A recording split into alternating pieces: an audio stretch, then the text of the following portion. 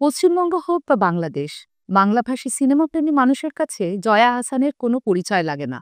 ঝুলিতে অসংখ্য সিনেমা, তার থেকেও বেশি বোধহয় পুরস্কার। জয়া, আপনাকে স্বাগত ডিডাব্লিউতে। আপনাদেরও স্বাগত। আপনাকেও স্বাগতম এবং আ মানে আমার দর্শকদেরকে অনেক, অনেক শুভেচ্ছা, কৃতজ্ঞতা। গত অগাস্ট মাসে একটা পালাবদল হয়েছে বাংলাদেশে। আ একজন শিল্পীর জীবনে, শিল্পী সত্তায় কোনো রাজনৈতিক টানাপোড়েন, রাজনৈতিক পালাবদল কিভাবে প্রভাব বিস্তার করে? আর আপনি কিভাবে সেটাকে ডিল করেছেন?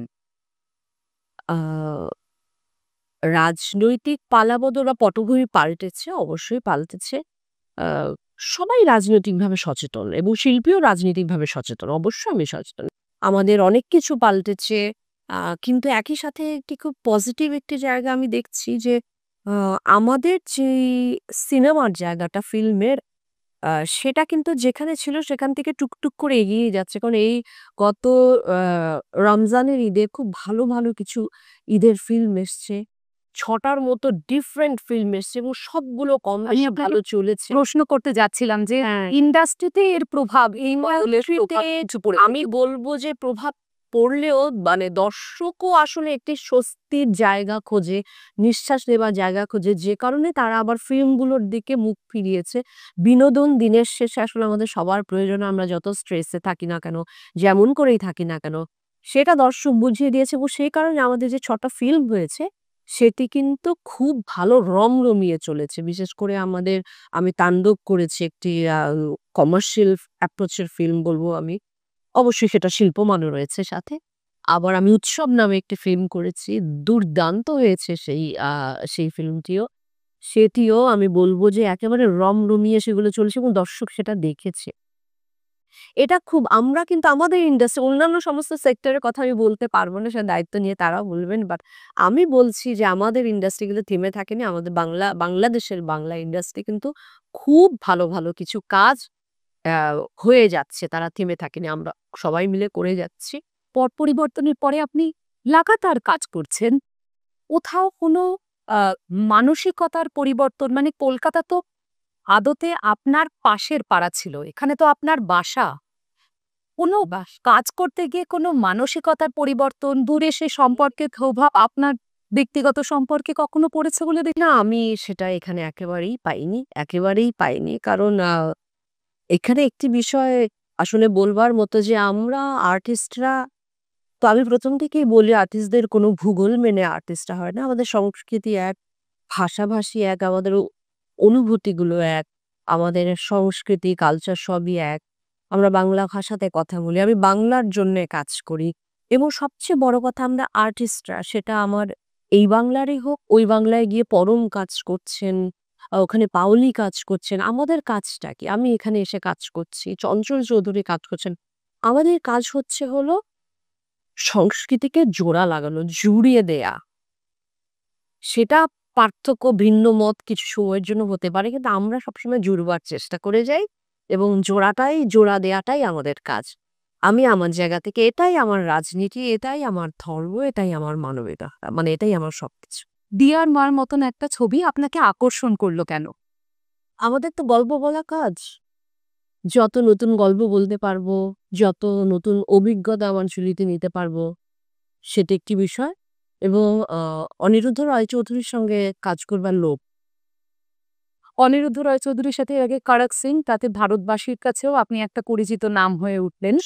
আ ২য় বার কাজ করতে রাজি হলেন। আ ও রাশি হলাম না। আমি ইনস্টিগেট করি উনাকে। মানে আমি আবারও কাজ করতে চাই। রাজি তো লাফিয়ে, লাফিয়ে দৌড়লাম সত্যি কথা। উনি আমায় ১ম একটি হিন্দি ছবিতে কাজ করবার সুযোগ দিয়েছেন। সেটি আমার জন্য বড় একটা চ্যালেঞ্জে আমি পড়েছিলাম। সেটি আমি দারুণ উপভোগ করেছি।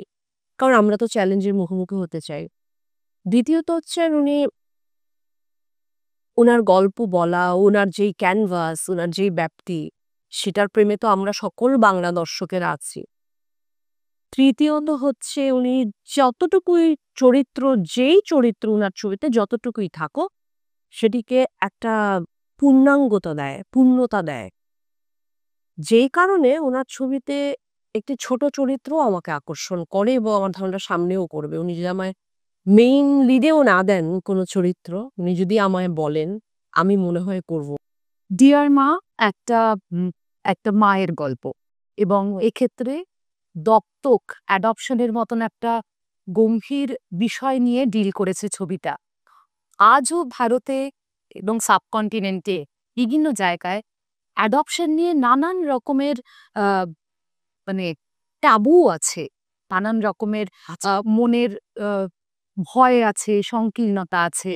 আহ, এই ছবিটার মাধ্যমে আপনার উপলব্ধি কি? আপনি অ্যাডপশনকে কিভাবে দেখেন? আর আপনি মাতৃত্বকে কিভাবে দেখেন? এই ছবিতে যেটি আসলে সবার উপরে উঠে আসে সেটা হচ্ছে ভালোবাসার সম্পর্ক। বায়োলজিক্যাল আ বায়োলজিক্যাল মাদার না হয়েও আ মাদারহুড যে এনজয় করা যায় এবং সেটি যে একটি জায়গায় পৌঁছানো যায়, মাদারহুডের যে একটি সার্থকতা রয়েছে, মাতৃত্বের সার্থকতা, এই ছবি সেই গল্পই বলে। একজন পুরুষের ভেতরে মাতৃত্ব থাকে। অবশ্যই একটি পুরুষের ভেতর মাতৃত্ব প্রবল থাকতে পারে। সেটিও ডিসকভার করবার জন্য এই ছবিটি দেখা উচিত। আর একাধারে একজন মা বাবাও হয়ে উঠতে পারেন, মাও হয়ে উঠতে পারেন। সেটি আমার নিজের জীবন দিয়ে আনবুঝি। কারণ আমি আমার আশেপাশে আমার বন্ধু-বান্ধব, আমার কাছের সারাউন্ডিংস এ আমি দেখছি যে এটা এখন আ কম্পারেটিভলি এটা অনেক মানে লিবারেল হয়েছে। এটা সবাই নিচ্ছে, ভাবছে।